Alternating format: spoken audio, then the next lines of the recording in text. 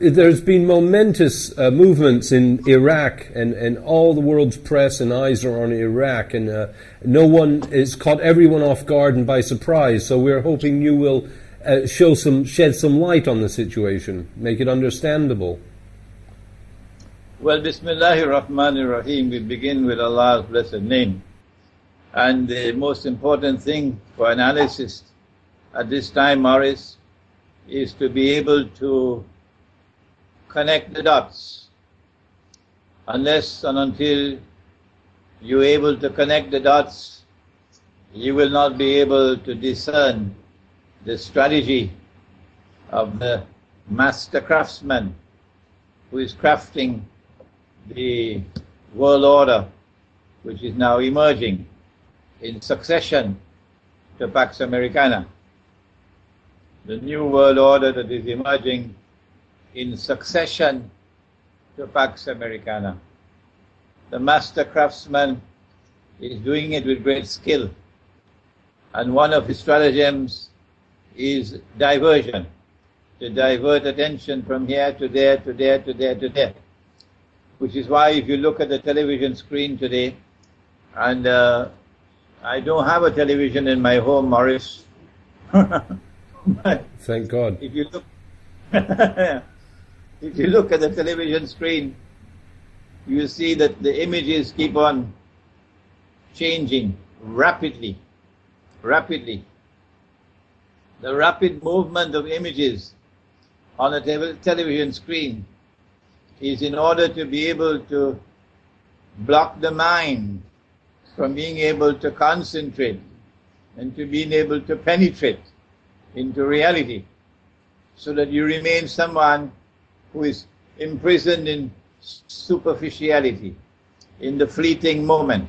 That's all you do.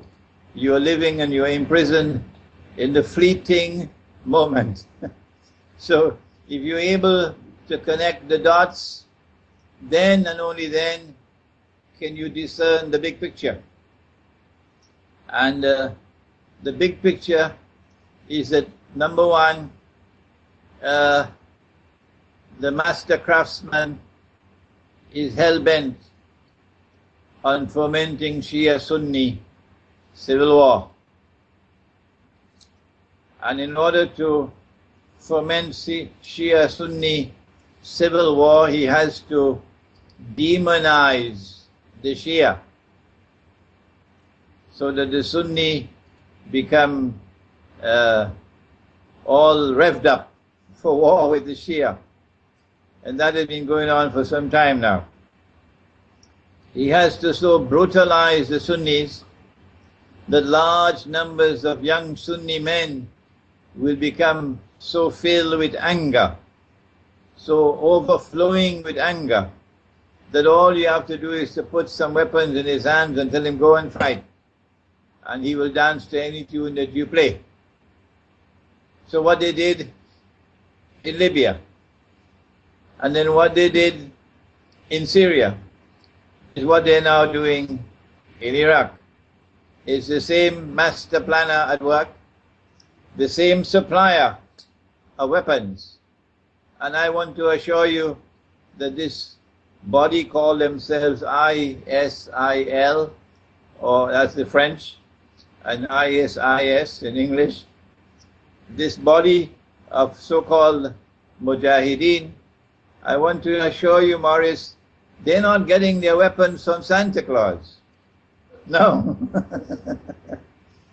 The same Santa Claus who supplied weapons to them in Benghazi, so that they're able to take over Libya. The same assortment of Santa Clauses who have been supplying them with weapons and training and US dollars for them to wage their bogus jihad in Syria.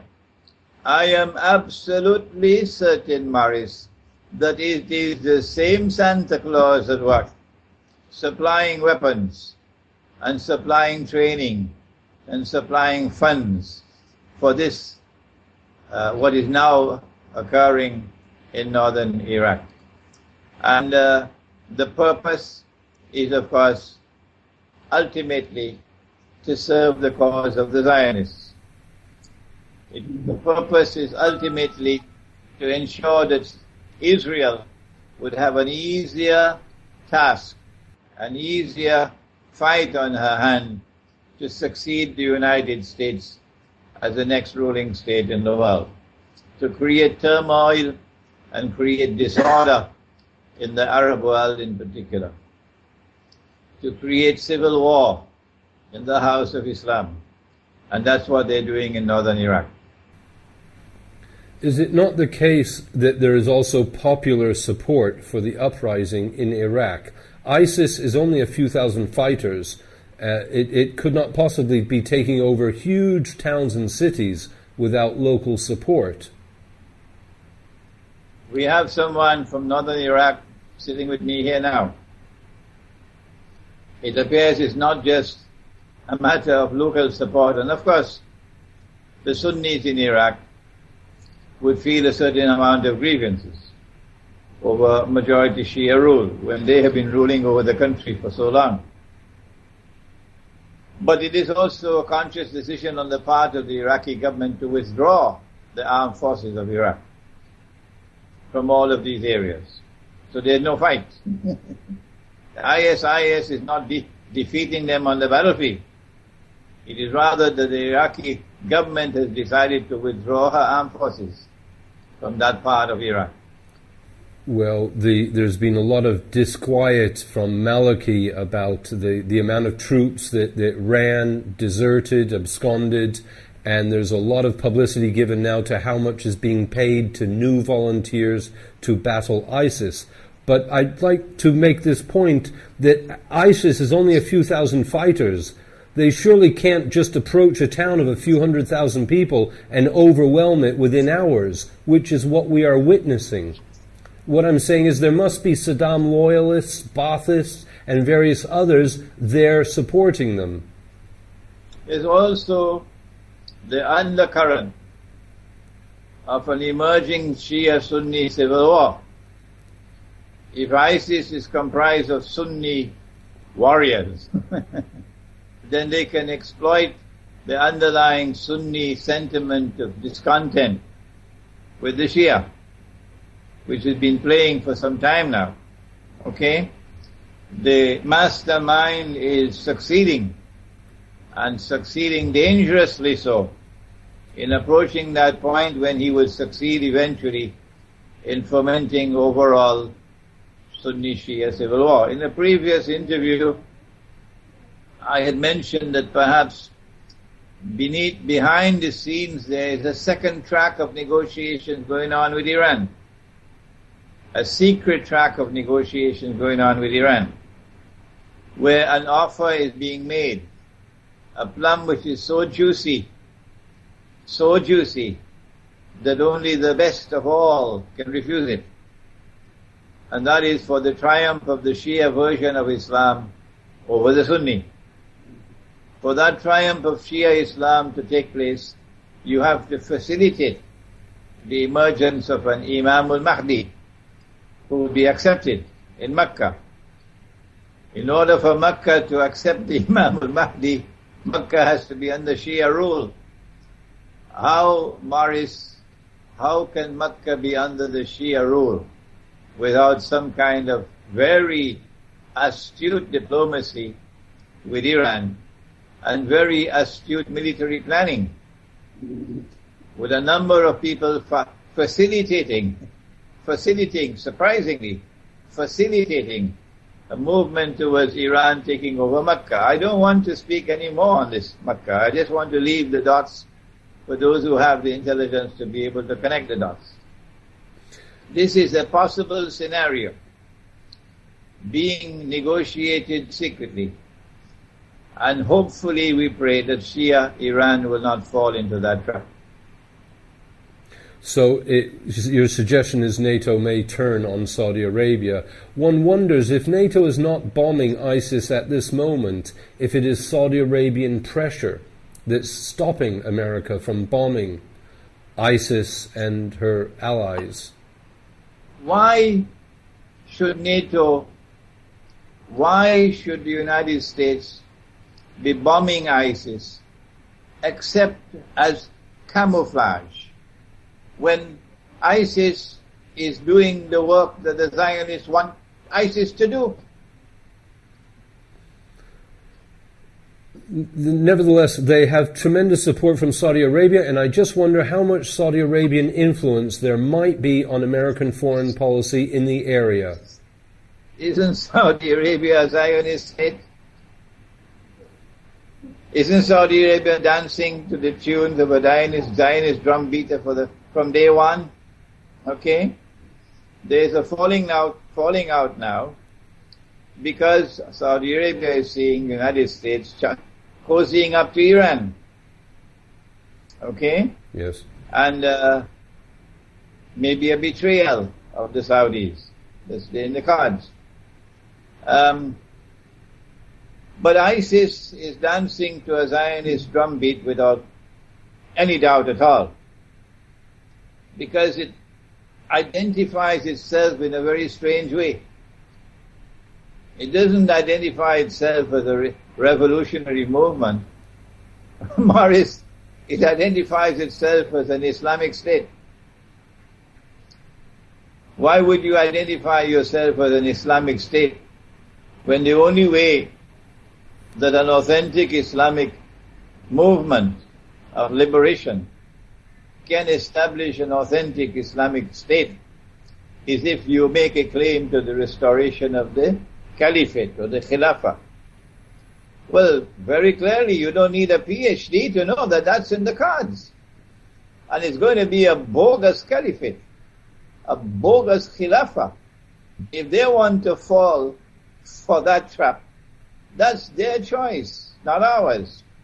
We can see ahead of us, we can connect the dots, and we can discern very clearly that the Islamic State of Iraq and the Levant, or the Islamic State of Iraq and Syria, is heading towards a goal of an Islamic State in which they will claim to restore the Khilafah or the Caliphate.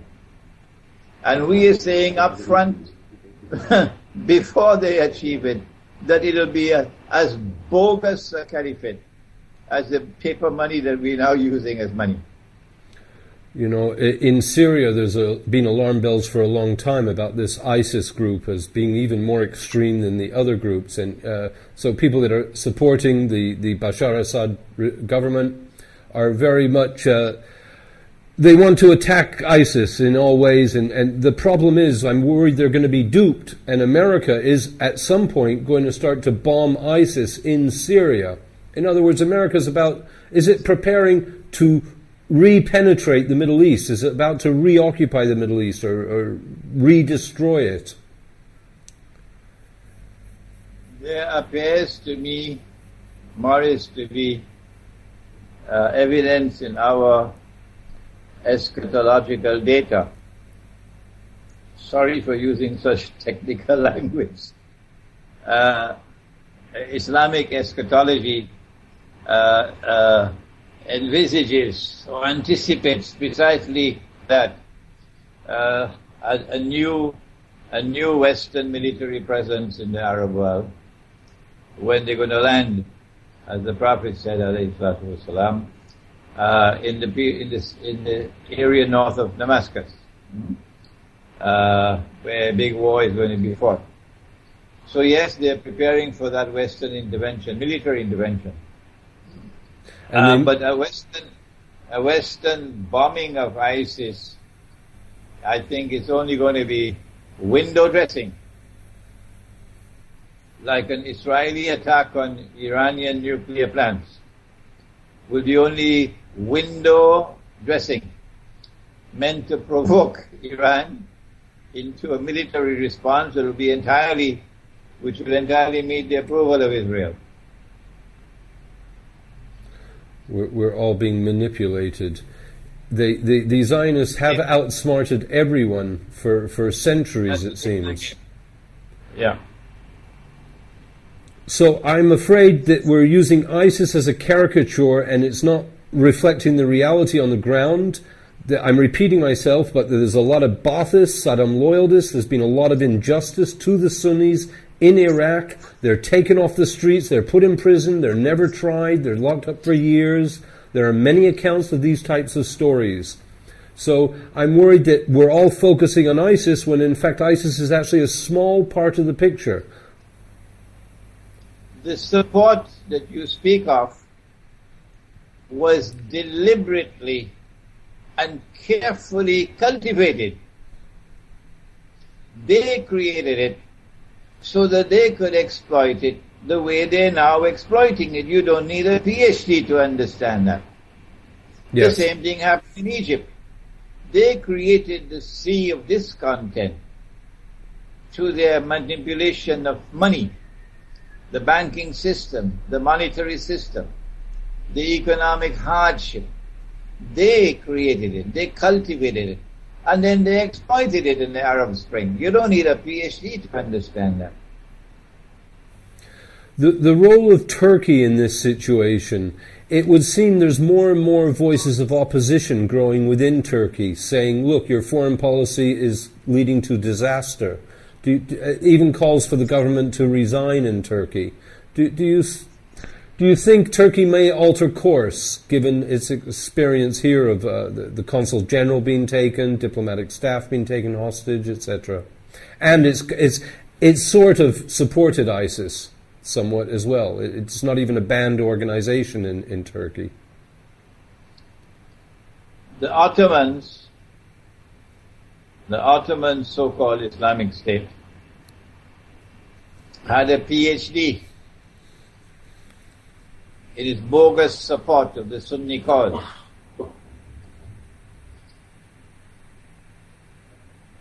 In its bogus support for the Sunni cause in the Sunni-Shia rivalry. The Ottoman state waged bogus jihad against the Shia for centuries in order to keep the Shia-Sunni rivalry and hatred burning very fiercely. And modern-day Turkey, which aspires to be the successor of that Ottoman so-called Islamic State, would therefore be true to its antecedents in again supporting such a cause that would stoke Sunni-Shia civil war. What ISIS is doing is precisely that, creating conditions which will force Iran and force Shia Iraq to respond militarily. And as Shia Iran and Shia Iraq respond militarily, then the Sunnis around the world will come to the rescue. And you're going to have it. That's what they wanted, and that's what they now get. Sunni-Shia civil war. But the last nail in the coffin, so to say, would be to provoke Iran into attacking Saudi Arabia. And then to facilitate the way they facilitated Mustafa Kemal in, what is the name of that place where they landed in Turkey in 1919? Come on, Morris, help me. I'm sorry, I don't know, but I know Ataturk made a big mark on Turkey, and people say his origins are dubious as well. The British and the French Western troops landed on the Turkish coast, and then Mustafa Kemal became a hero overnight when they conveniently allowed him to defeat them. All right? Yes. So the same thing has to happen. That what would appear to be, and I hope it does not happen. I hope the Iranian leadership will listen to me. That a miraculous Iranian military advance into Saudi Arabia, which when you look underneath, it's not going to be so miraculous at all because it's going to be facilitated. An Iranian military attack on Saudi Arabia in consequence of an Israeli attack on Iran, and then Iran responds by taking Bahrain, and then across the causeway into Saudi Arabia, on the road to Mecca. That is what they want. because that's going to be the last nail in the coffin, ensuring Sunni Shia civil war. What ISIS is doing is playing into their hands, giving them precisely that Sunni Shia civil war that they want. Secondly, ISIS is playing into their hands because you can close your eyes and see what's the plan. The plan is to create an Islamic state, a bogus Islamic state, a Zionist Islamic state. And that Islamic state will claim to recover the Khilafah or the Caliphate, the Sunni Caliphate. You can see in advance this is what they're planning. But it cannot be a real Caliphate. No. It's going to be a bogus Caliphate. And I'm saying that up front. All the reports I see say ISIS has 10,000 fighters in Syria and Iraq. That is not a large amount of people, and certainly not to be conquering huge swathes of territory. I think we're also being manipulated to think they're a greater power than they are. They've taken over Mosul of millions of people. They've taken over towns of hundreds of thousands of people. They can't spread themselves that thin. It's not possible that there's such a big force. I think the name of the town is Mosul. Okay. Mosul, yeah. And I think that we have to ask, why has the Iraqi armed forces withdrawn? So you don't have a fight to the finish. It's not a case of they taking over. It is a case of they replacing the Iraqi armed forces. When the Iraqi armed forces withdrew, why are they withdrawing? I can't answer that question, Maurice. I don't know why they're withdrawing. Maybe you can find out from someone else. Why have the Iraqi armed forces withdrawn?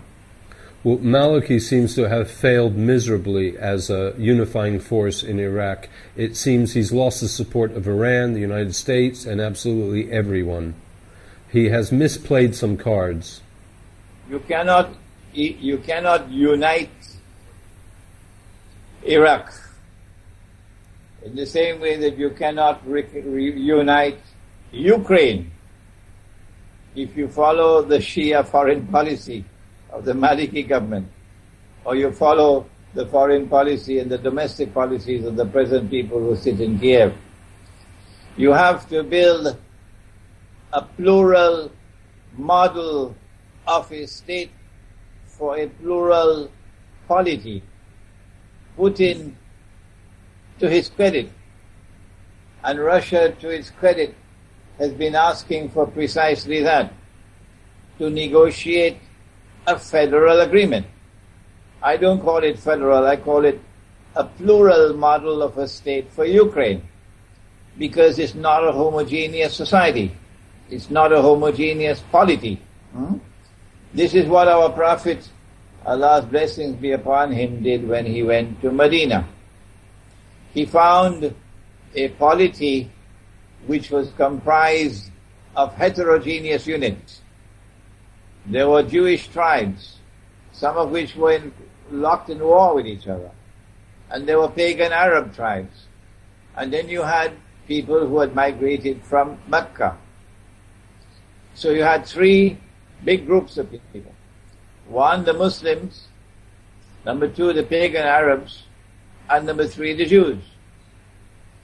And he patiently negotiated over a period of 7 months a constitutional agreement with which he was able to create a plural model of a state, in which the individual was not the unit of the state, but rather the different groups which were heterogeneous. Ukraine is not a homogeneous society, and not a homogeneous polity. And the fools who now hold power in Kiev are unwilling to accept that.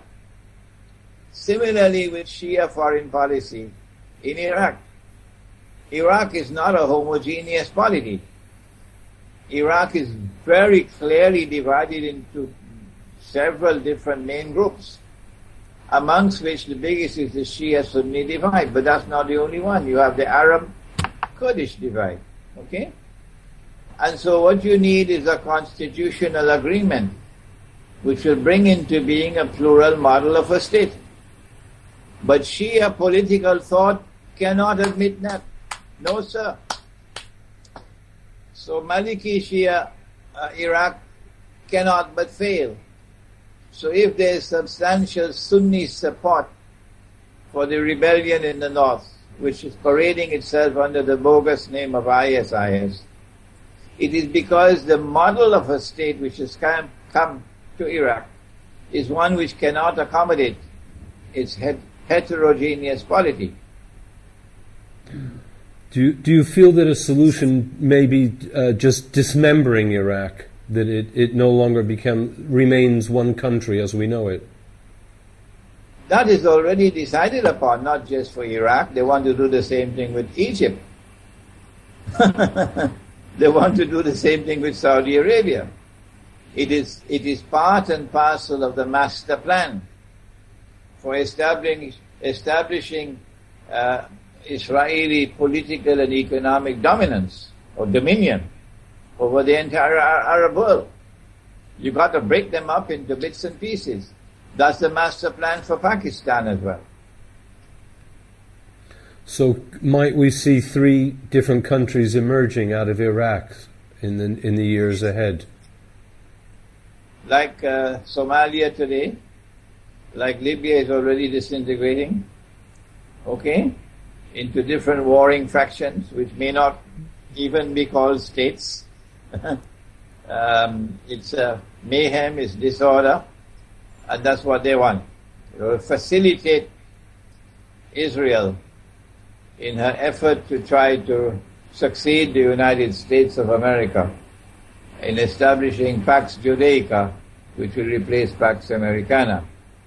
And to finish off, to return to Iraq for 1 second, where is this leading to? Is there any light at the end of the tunnel? Do you just see a Shia-Sunni civil war only? I hope and I pray that there are sufficient people in the world today who have the capacity to connect the dots and to discern or to understand the strategy of the Zionists, and therefore to take appropriate action in order to forestall or to prevent the emergence of that universal Sunni Shia war. I can only pray for that. Whether or not they will succeed in bringing about Sunni Shia civil war in the world of Islam, I really do not know whether this will succeed. But unfortunately, the wind seems to be blowing in that direction. I guess it's only natural that Saudi Arabia should have gained so much influence in Iraq when there was such a vacuum and probably so much injustice. The Americans had sown the injustice to begin with. Yeah, well, we covered that subject already. Okay. You sow the seeds of discontent and then you exploit it to your advantage. You sow the seeds of discontent and then you exploit it to your advantage.